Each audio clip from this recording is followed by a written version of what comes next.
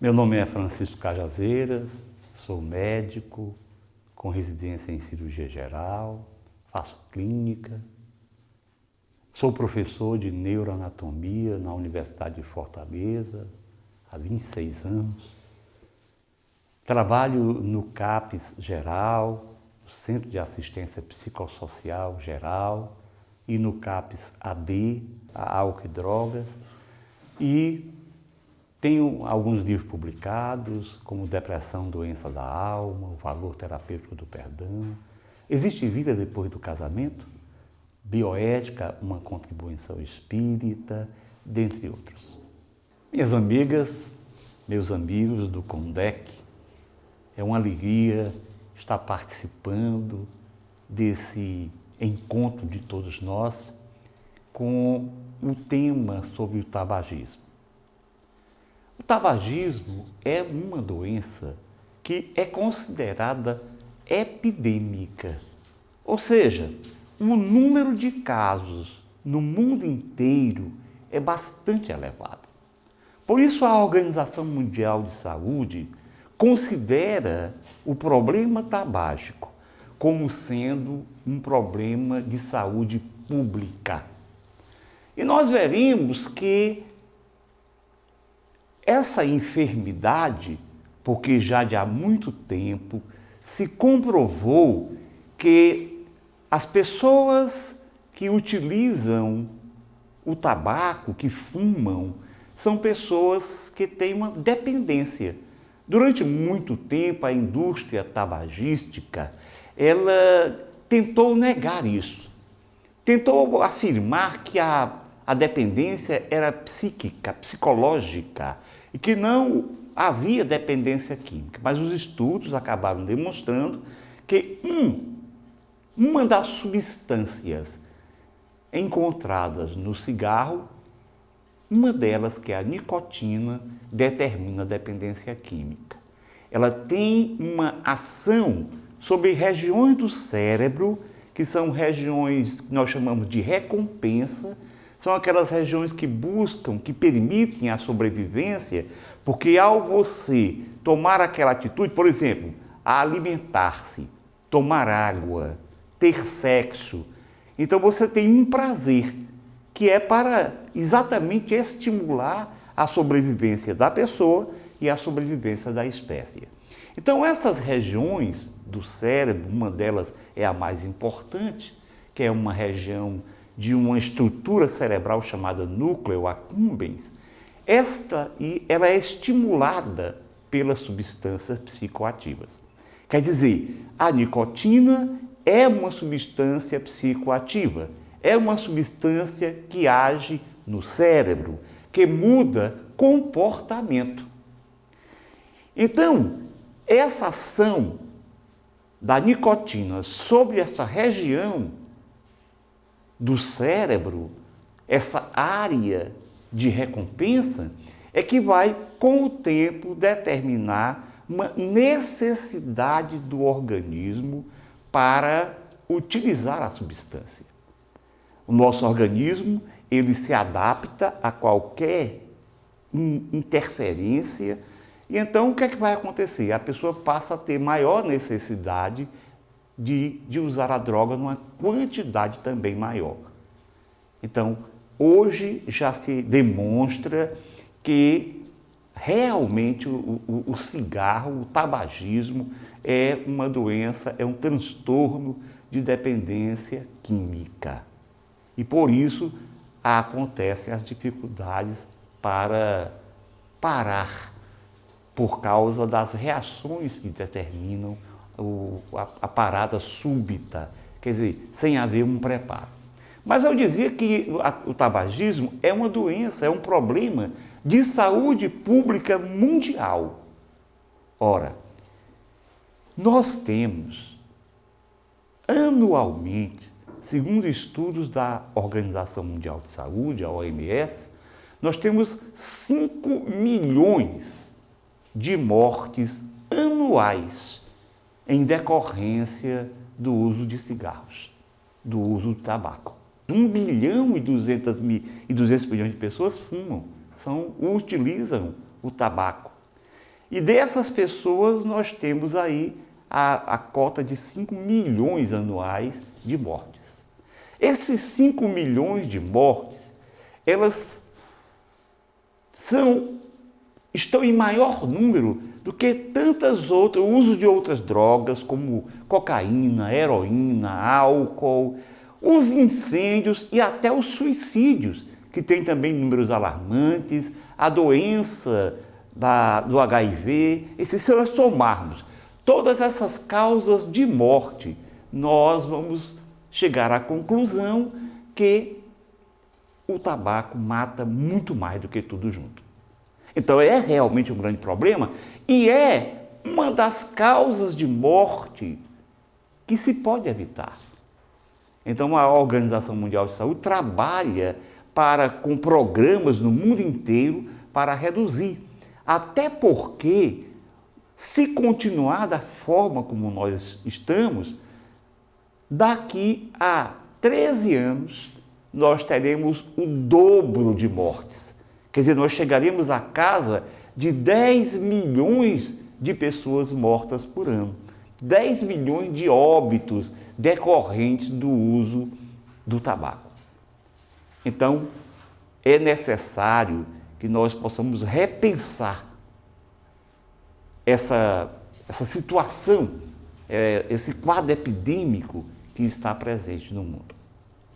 Para que nós possamos entender bem essa mortalidade, o cigarro, quer dizer, o uso do cigarro, determina mais de 50 enfermidades. Dentre elas, nós podemos destacar o câncer de pulmão. Se nós pegarmos 100 pessoas que morrem de câncer de pulmão, diagnosticadas com câncer de pulmão, 90 têm como causa o tabagismo. E tem mais uma outra coisa. Desses 10 que não têm como causa direta o tabagismo, 1/3 desses 10 é de tabagistas passivos. Quer dizer, pessoas que, embora não fumem, mas elas lidam, elas convivem com outras tabagistas. Quer dizer, há um tabagismo passivo. Daí porque nós obtivemos leis no mundo inteiro e aqui no Brasil, onde o fumante, o tabagista, ele precisa ir para alguns lugares particulares para evitar que outras pessoas que não fumam sejam afetadas. Porque realmente há demonstrações estatísticas de que fumar passivamente, de que viver com alguém que fuma, afeta-nos a saúde. Então, 90%, eu dizia, das pessoas que têm câncer de pulmão são fumantes. Mais ainda, nós vamos encontrar 85% das mortes por doença obstrutiva crônica, que é uma doença que determina também muito sofrimento, porque a pessoa passa a não conseguir respirar. As vias respiratórias são tão alteradas na sua forma, na sua morfologia, que você não consegue respirar a quantidade de oxigênio. Quer dizer, há uma redução do oxigênio. Então, com o passar dos anos, a pessoa passa a ter uma insuficiência respiratória. Então, seja através de bronquite crônica, seja através do enfisema pulmonar. E eu falei para vocês que 85% das pessoas que morrem por essas causas são tabagistas. Além disso, nós podemos dizer também que um outro problema, que é o infarto do miocárdio, o chamado infarto comumente, só infarto, esse problema do coração, 45% dos que sofrem infarto do miocárdio também são tabagistas. Especialmente isso acontece na chamada terceira idade, porque vocês sabem que pela OMS a terceira idade ela é contada a partir dos 60, 65 anos. Nos mundos em desenvolvimento, nos países em desenvolvimento, considera-se idoso uma pessoa com 60 anos, a partir de 60 anos.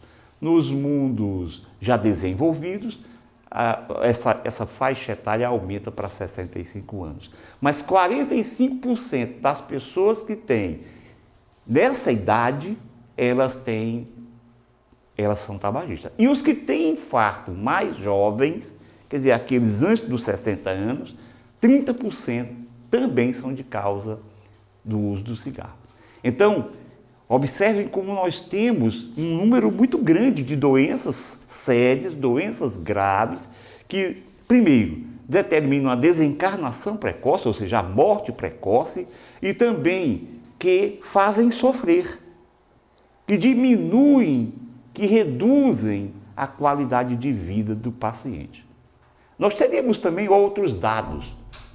Por exemplo, 30% dos acidentes vasculares cerebrais, quer dizer, os derrames cerebrais, têm a ver também com o tabagismo.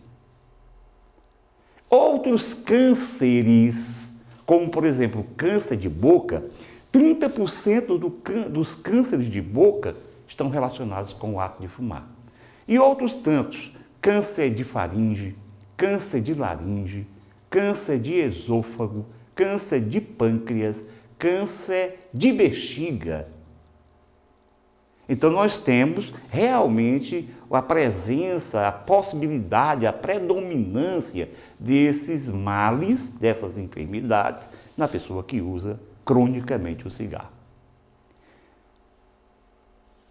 O problema social também é muito importante, porque nós já vimos que o tabagismo afeta outras pessoas.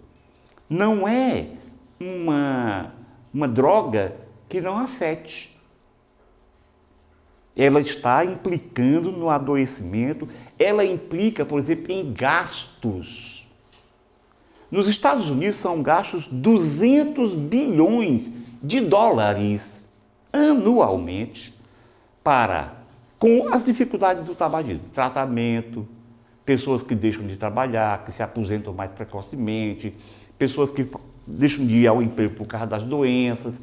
Então, computando tudo isso, são 200 bilhões de dólares por ano que se direciona, que se investe para tratar os problemas secundários ao tabagismo. Significa dizer que mesmo em países como no Brasil, onde muita gente às vezes defende que os impostos do tabaco, os impostos do cigarro, eles são utilizados positivamente no Brasil, se você for fazer as contas, o que se arrecada de imposto é menos do que o que se paga com esses doentes.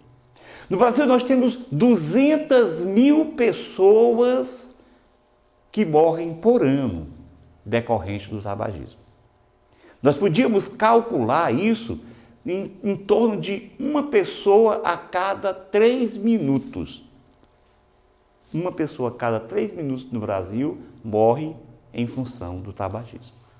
Então, analisando essa questão, nós chegamos logo facilmente à conclusão de que o tabagismo é um problema sério, é um problema que precisa ser resolvido, tanto do ponto de vista individual, do enfermo, do paciente, quanto do ponto de vista familiar e do ponto de vista coletivo da humanidade. E como fazer para evitar? Então nós teríamos os tratamentos, porque toda dependência química tem tratamento. E quando a pessoa deixa de usar o cigarro, porque alguém podia dizer, mas já resolveu, já aconteceu, eu já fui exposto, já tem uma série de complicações, e a pessoa podia dizer, então, para que eu vou deixar de fumar agora? Vale a pena deixar de fumar? Eu já fumo há 20 anos.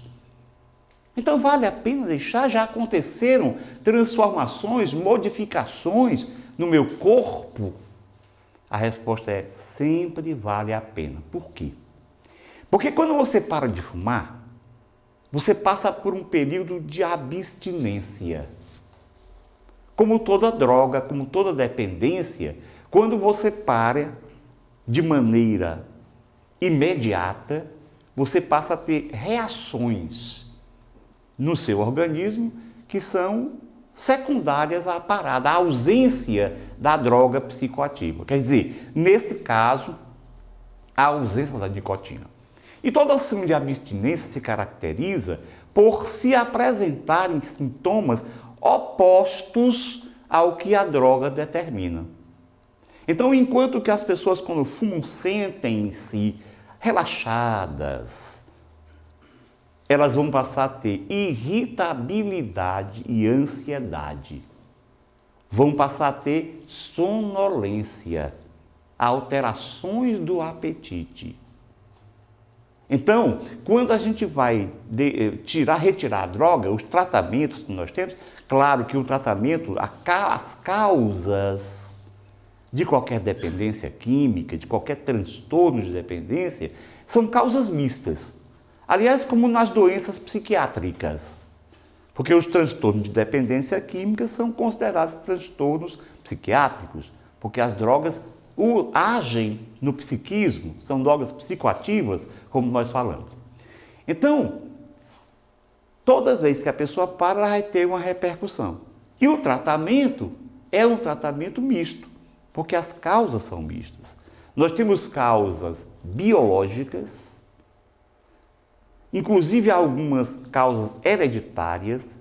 Há até quem proponha, porque nos transtornos mentais, de um modo geral, se fala de causas hereditárias. Mas há até quem proponha que o próprio tabagismo, embora as evidências não sejam, digamos, as maiores, mas o próprio tabagismo, a pessoa teria alguma herança genética disso. Quer dizer, ela nasceria com uma predisposição, assim como, por exemplo, já se sabe em relação ao alcoolismo. Pessoas que são alcoolistas, os estudos já mostram que elas têm uma base genética, elas herdam isso da família, herdam dos pais.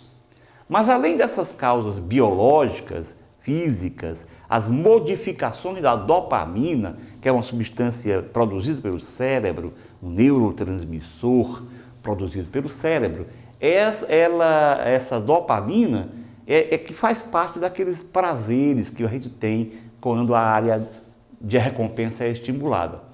Então, existem modificações da dopamina, da ação da dopamina nas pessoas. Porém, também nós encontramos causas psicológicas. As pessoas que têm lá os seus conflitos emocionais, pessoas que na construção da sua personalidade, elas tiveram problemas, e isso passou a fazer parte do seu inconsciente, a busca por liberdade, a busca por autoafirmação, muitas vezes, em função desses problemas que ficaram guardados no inconsciente, determinam isso. Momentos, situações, quer dizer, causas socioculturais, onde nós temos as diversas... Primeiro, nós vivemos numa cultura onde essas drogas são oferecidas, onde se pode utilizar essas drogas. Porém, então essa cultura de que está tudo bem, que isso é normal, nós vemos nas drogas lícitas, no caso do álcool e do tabaco. Porque, mas é normal, todo mundo fuma, todo mundo bebe. E o tabagismo, então, como eu falei para vocês, o número de tabagistas é muito grande. E nós temos, então, essas causas todas, e o tratamento, ele é estruturado na busca de trabalhar todos esses fatores. Então, nós temos um tratamento médico, mas os tratamentos psicossociais são tratamentos de grande importância. Ou seja, não existe, se eu perguntasse assim, dentro das pesquisas, se eu tratar só quimicamente, só usando determinadas substâncias, medicamentos, pode resolver? A resposta é, até pode. Mas os melhores resultados acontecem quando nós associamos as terapias. Se alguém fizer um tratamento psicossocial, com psicoeducação, essas coisas, pode resolver? Até pode. porque nós sabemos que as gradações de dependência são pessoais. Mas, quando nós fazemos a associação terapêutica, nós passamos realmente a ter melhores resultados. Então, as drogas que são utilizadas normalmente, uma delas é a própria nicotina. No Brasil, nós praticamente só temos a nicotina no adesivo. Então, nós passamos a quantidade de nicotina de acordo com a quantidade de cigarros. Por exemplo, digamos uma pessoa que fuma um maço de cigarro, 20 cigarros diários, ela vai usar um adesivo que tem 21 miligramas de nicotina, que é correspondente a 20 cigarros. Então ela passa a usar esse adesivo ao longo de alguns meses, pelo menos 6 meses, mas isso pode ser um pouco mais. E o paciente precisa compreender o seguinte, que se ele começar a usar o adesivo, ele tem que parar de usar o cigarro. Por quê? Porque ele não vai ter ação de abstinência. Porque o que dá a abstinência é a parada brusca da droga psicoativa. E apesar de sabermos que no cigarro comum nós temos milhares de substâncias outras, especialmente o alcatrão. Esse alcatrão tem vários tipos, tem mais de 30 substâncias cancerígenas. Também já foi percebido que existem outras substâncias que são radioativas, como plutônio. Então significa dizer que o que dá dependência é a nicotina, apesar das outras substâncias, porque alguém podia perguntar, e qual é a vantagem de você deixar de fumar e continuar usando a nicotina? A grande vantagem inicial é que você determina a ausência dessas outras substâncias, desses milhares de substâncias, das quais nós vimos muitas, um grande número dessas substâncias é cancerígeno, quer dizer, causa câncer. Então, a pessoa usa a nicotina e vai reduzindo a quantidade de nicotina ao longo do tempo. Ao parar de fumar, a dependência química, ela é resolvida, quer dizer, a fissura, ela é resolvida em 72 horas. Ainda existem, naturalmente, os condicionamentos psíquicos. Por isso as pessoas que param de fumar começam a sonhar que estão fumando, ficam preocupadas com isso, acreditam que por isso vão voltar. E em verdade não é assim. Isso é perturbador para quem já parou de fumar, notadamente aqueles que já pararam há bastante tempo. Porque a pessoa diz assim, puxa, então eu ainda hoje, mesmo não tendo vontade de fumar, ainda sonho fumando? Então é perturbador isso, mas é porque fica no nosso inconsciente gravado. Então são lembranças daqueles instantes do passado. Mas além de a gente deixar de 48, 72 horas, deixar de ter a dependência, mesmo assim nós vamos reduzindo a nicotina progressivamente, lentamente. Também é comum, a gente até mesmo na terapêutica médica, o mais comum é que nós associemos as terapêuticas com medicamentos e a nicotina. Quer dizer, a reposição nicotínica. Além da reposição, usarmos algumas substâncias. Uma delas, a mais utilizada, é a chamada bupropiona, que funciona como antidepressivo, e nós começamos a tratar a pessoa, depois de 6 dias que está usando a bupropiona, para de fumar. Então nós poderíamos associar a bupropiona com o adesivo.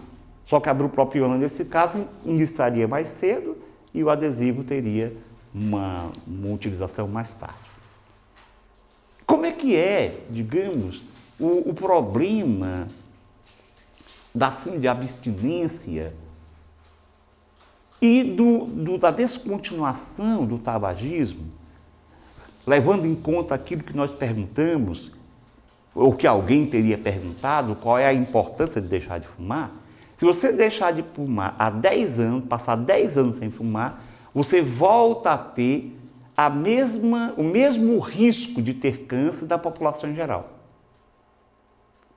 Enquanto o risco nós vimos que é bastante aumentado, quem fuma tem um risco 10 vezes maior de ter câncer de pulmão.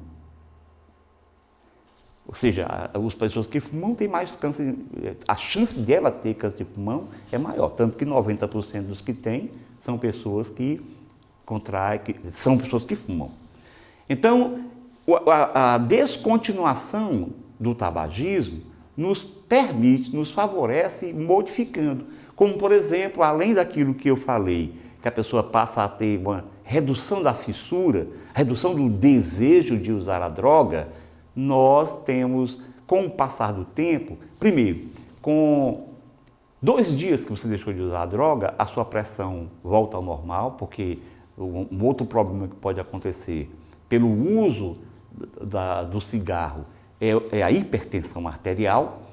Essa hipertensão arterial seria decorrente da ação do monóxido de carbono que existe, mas também da própria nicotina, que determina vasoconstrição, quer dizer, os vasos ficam contraídos por causa da nicotina. Quando se fuma, a nicotina determina uma constrição, um espasmo dos vasos, uma redução do calibre dos vasos. E isso está dentro das razões para que a pressão arterial aumente. Então, com 2 horas, a nicotina desaparece do sangue e você passa a ter níveis normais de pressão, um batimento cardíaco também normal, porque o ato de fumar determina batimentos cardíacos aumentados e às vezes inclusive taquicardia.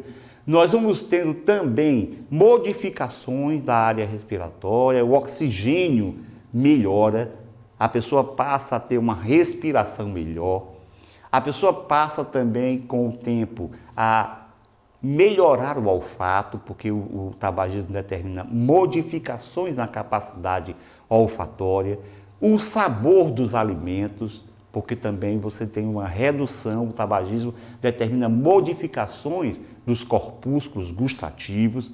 Então, você observa como é importante, também há uma redução do risco coronariano. De tal maneira que aquela ansiedade, diminuição da concentração, as alterações do humor, irritabilidade, são sinais iniciais de quando se para. E quando se está parando, com o apoio, com o auxílio, utilizando-se daqueles medicamentos, daquelas substâncias que eu falei, então isso vai ser minimizado. É certo que nós teremos alguns distúrbios, a tosse, por exemplo, que é resultado da inflamação crônica da árvore traqueobrônquica, ela demora mais tempo a desaparecer. Mas nós podemos evitar quer dizer, diminuir e depois até mesmo resolver, parar com o problema da tosse. Então, fumar é uma situação que é necessário conscientizar-se dessa necessidade. Embora no Brasil, pela campanha antitabagista, nós tenhamos tido uma diminuição dos fumantes, nós tínhamos, em 1989, nós tínhamos cerca de 33,5% da população tabagista. Hoje, depois de 10 anos, nós reduzimos para 14% da população. Quer dizer, são índices melhores do que no mundo, porque em algumas regiões do globo nós temos 50% de fumantes. E quando a gente vai, por exemplo, para fora do Brasil, especialmente a Europa, a gente nota como o tabagismo está presente. Como aquelas pessoas fumam. Apesar de que aqui em São Paulo também nós temos muita gente fumando. É só ir para as ruas que se encontra com os tabagistas.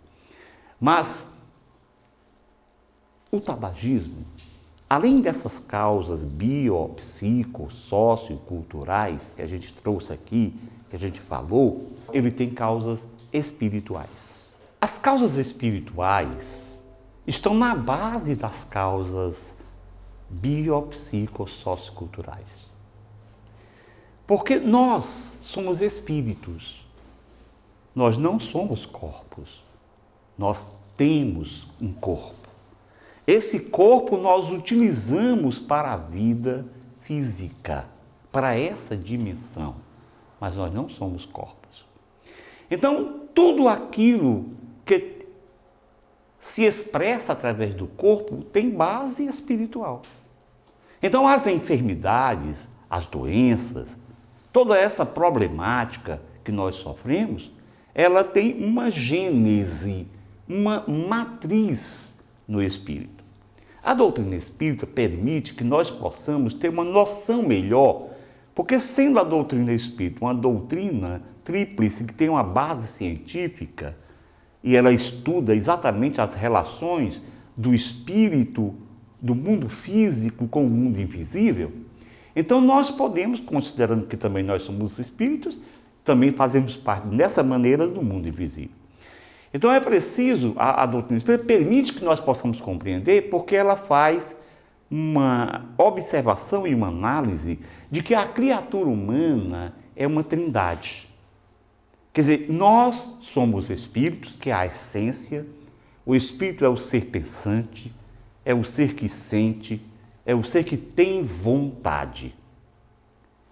Mas esse espírito que nós somos está ligado a essa indumentária orgânica, a esse corpo biológico, a esse corpo físico, através de uma outra estrutura, que é um corpo também organizado, só que um corpo de matéria mais sutil, de uma matéria que a nossa ciência ainda não conseguiu chegar, detectar, descobrir, apesar de que nós sabemos muito bem que com a física quântica, todos aqueles conceitos de matéria se modificaram. Aqueles conceitos de matéria da física newtoniana, eles realmente se modificaram com o advento da física quântica. E por isso matéria passou a ser não apenas aquilo que é palpável, que é visível, com aquelas características que se falava antigamente. Ela tem situações muito sutis. E nós acabamos vendo que os átomos são estruturas que não apenas são partículas, são compostos por partículas, mas por subpartículas e assim por diante. Então, o Espiritismo já falava dessa matéria primordial, matéria sutil. E o Espírito, na sua trajetória evolutiva, ele retira da atmosfera fluídica do universo uma quantidade dessa substância que é chamada de fluido vital. Mas, além disso, ele agrega uma parte dessa substância para constituir o seu corpo energético, que lhe permite interagir com o mundo material, já que o espírito não é material. Esse corpo organizado, fluídico, energético, se for preferível, na compreensão, esse corpo fluídico energético, ele foi chamado pelo Espiritismo de perispírito. Quer dizer, a estrutura que está relacionada com o espírito, a estrutura material. Quando nós vamos reencarnar, quando nós vamos nascer, esse perispírito que o espírito possui, independente de estar no corpo físico ou não, quer dizer, quando a pessoa morre é o corpo, não é a pessoa, e ela volta para essa dimensão espiritual com esse corpo energético. Então, quando nós vamos nascer, esse corpo energético vai se ligando nas células que se vão formando a partir do ovo, do zigoto. Então, dessa maneira, nós somos uma trindade. Nós somos espírito, perispírito e corpo. Enquanto estamos assim encarnados, nós realmente somos um ser do mundo físico. Somos um espírito adaptado adaptado à vida do mundo físico, como, por exemplo, um aluno no internato vai se adaptar à vida no internato. Porque a escola é realmente a Terra é realmente uma grande escola. Então, a partir desse modelo trino que nós falamos, o Espiritismo nos permite compreender como as ações do espírito, que é o ser pensante, cogitante, o ser que tem vontade, volitivo, como é que o espírito age sobre o corpo físico, que é de outra dimensão.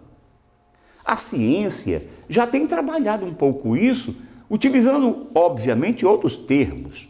Hoje nós sabemos, através de diversos ramos da medicina, das ciências da saúde, que a mente age sobre o corpo. Ora, a mente, mesmo para os materialistas, é algo não físico. Para nós, a mente está relacionada com o espírito. Mas então a ciência já demonstra que quando nós pensamos, quando nós sentimos, as nossas emoções repercutem no nosso corpo, determinando saúde, quer dizer, equilíbrio, ou doença, desequilíbrio.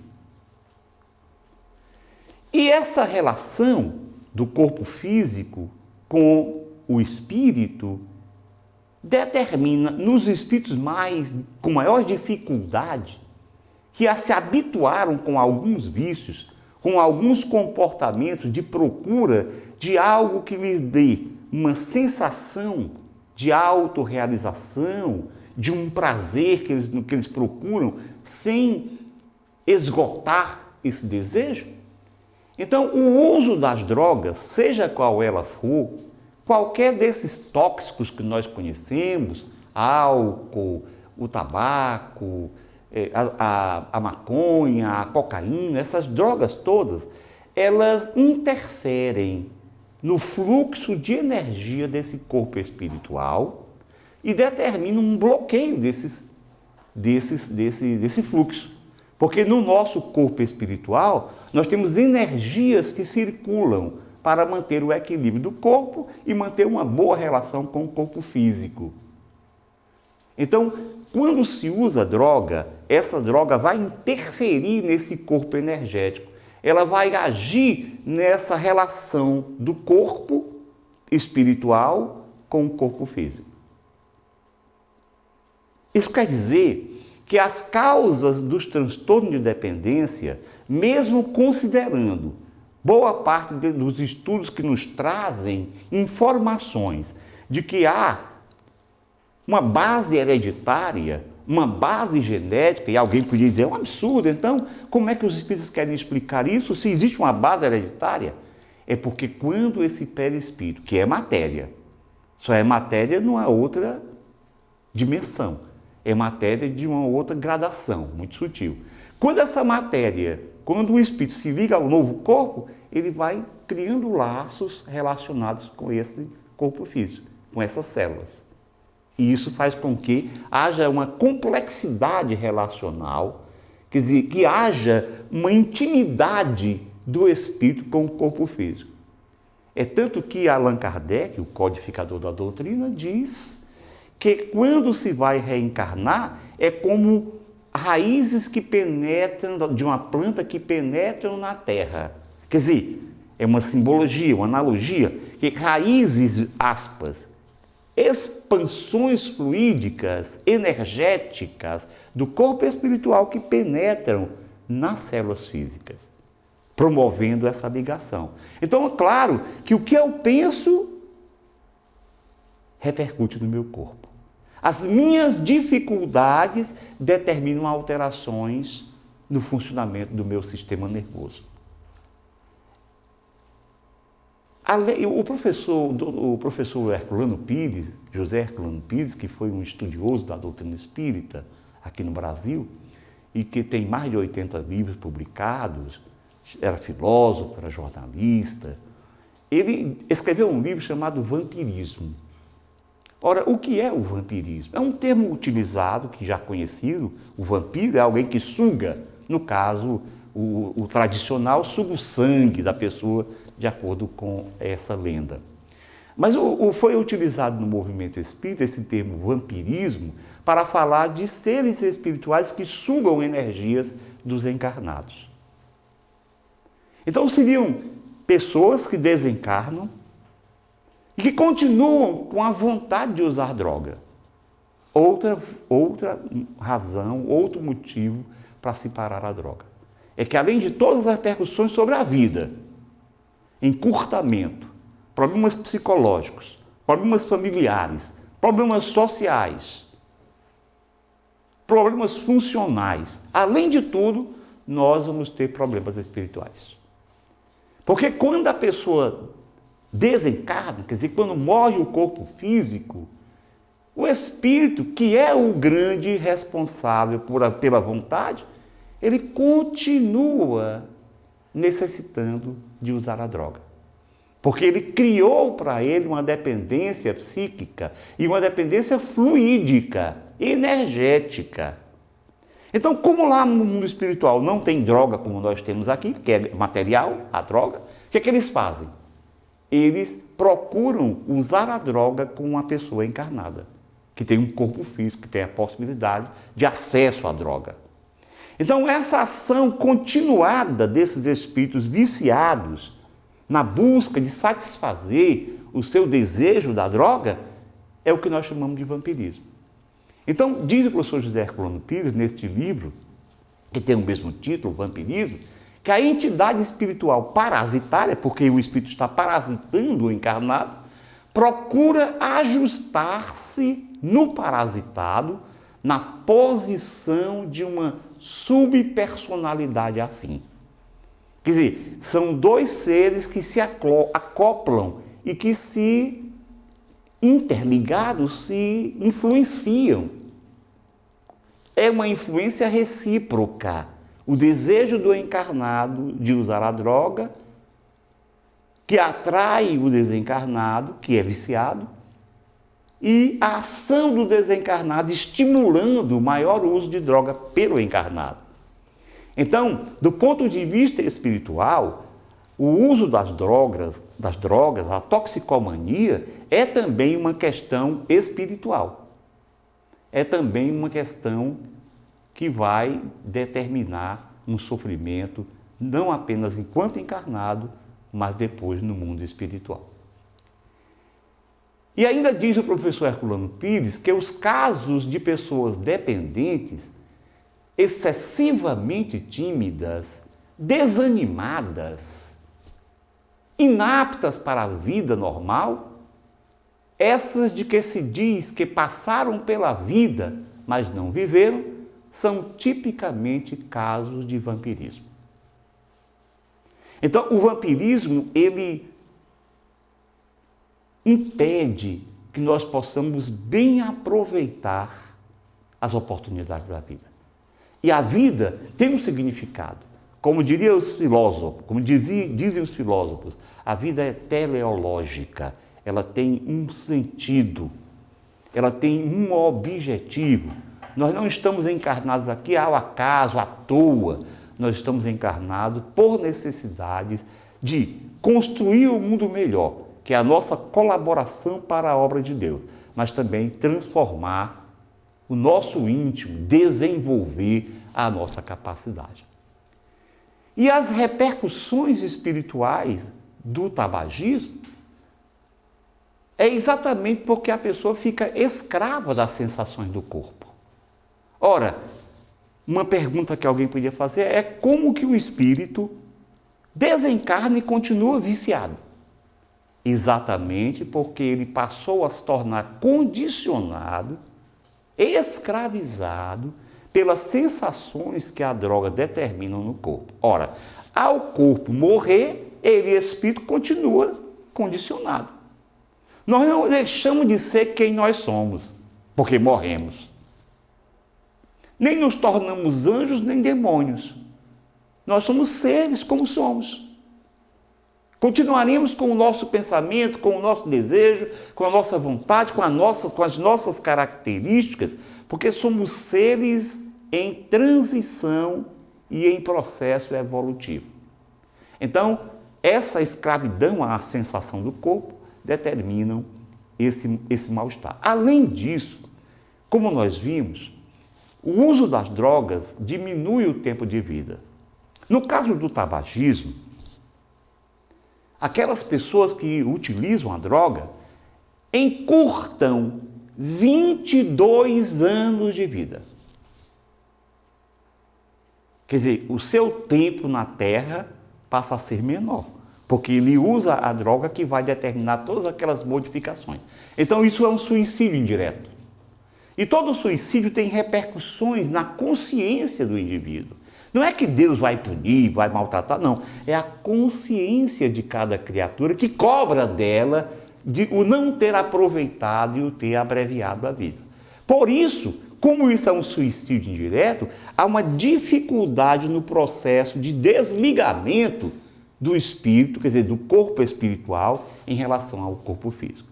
E, ao mesmo tempo, o uso da droga, que é a responsabilidade, modificando aquelas relações perispirítico-corporais, elas também determinam alterações, núcleos de dissociação no corpo físico, que quando a pessoa voltar numa outra vida, reencarnar, assumir um novo corpo, vai haver repercussão nesse corpo. Então, isso determina uma modificação do fluxo fluídico, vibrações modificadas e alterações no perispírito, na forma do perispírito. Em outra encarnação, esse espírito, com essas dificuldades, que partiu para o mundo espiritual dependente, vai ter que fazer um esforço para superar tudo isso, um esforço para não se tornar um vampirizador. Ele então vai nascer na próxima encarnação com uma compulsão ao vício. Porque ele mesmo produziu no seu inconsciente o desejo de usar a droga. Então são pessoas que nascem com maior possibilidade. E por isso nós podemos dizer que existe uma base hereditária. Porque esse espírito, quando vai reencarnar, o seu corpo espiritual, ele vai agir sobre o material genético doado pelos pais, e esse material genético vai ser modificado. Vão acontecer mutações genéticas. A pessoa nasce, embora normal aparentemente, mas com uma possibilidade de vir a adoecer. Então essa compulsão ao vício vai fazer com que essa pessoa que volta a encarnar tenha que trabalhar e superar isso, para não cair de novo no problema da droga. E, além disso, o uso dessa droga, dependendo da intensidade, da responsabilidade de cada um, vai determinar algumas doenças congênitas, que são as doenças hereditárias, que você já nasce com elas. Então, por exemplo, nós temos casos de pessoas, de crianças que já nascem com doenças respiratórias graves, com doenças cardíacas graves. Isso tudo tem origem no passado. Não é uma coisa por acaso como as ciências médicas, baseadas apenas no modelo organicista, determinam. Então, além da possibilidade de ter uma doença congênita, firmada, objetivada, nós temos as fragilidades de alguns setores orgânicos e, por isso, predisposição às enfermidades. Um amigo espiritual que nos trouxe uma mensagem sobre a dificuldade daqueles que se entregam às drogas, que devem ser considerados como enfermos, que devem ser entendidos como tal, que devem ser auxiliados para buscar tratamento, para superar esses condicionamentos. Então, diz o amigo espiritual o seguinte: mesmo sentindo a sua ação maléfica em todos os sistemas orgânicos, quantas não são as pessoas que se sentenciam à desencarnação precoce pelo uso indevido das substâncias tóxicas? Então, o conhecimento, o entendimento, o reconhecimento da doença, porque nós, por uma questão de defesa do nosso psiquismo, para impedir o nosso sofrimento, a tendência de todo dependente químico é dizer: eu não sou dependente químico. Não, eu bebo quando eu quiser, eu deixo quando eu quiser, eu fumo, mas eu não sou dependente do cigarro e assim por diante. Isso é um mecanismo de defesa que o Freud chamava de negação. A pessoa nega, não é só para os outros, não, ela não está mentindo só para os outros, não. É para ela mesma, para que ela possa ela não suportaria o conflito de se reconhecer dependente e ter que viver com isso. Então, o reconhecimento disso, o entendimento dos males e a compreensão de que é possível lutar contra isso, que é uma questão de auxílio e de vontade, deve nortear o trabalho de todo aquele que lida com dependentes químicos. Muito obrigado.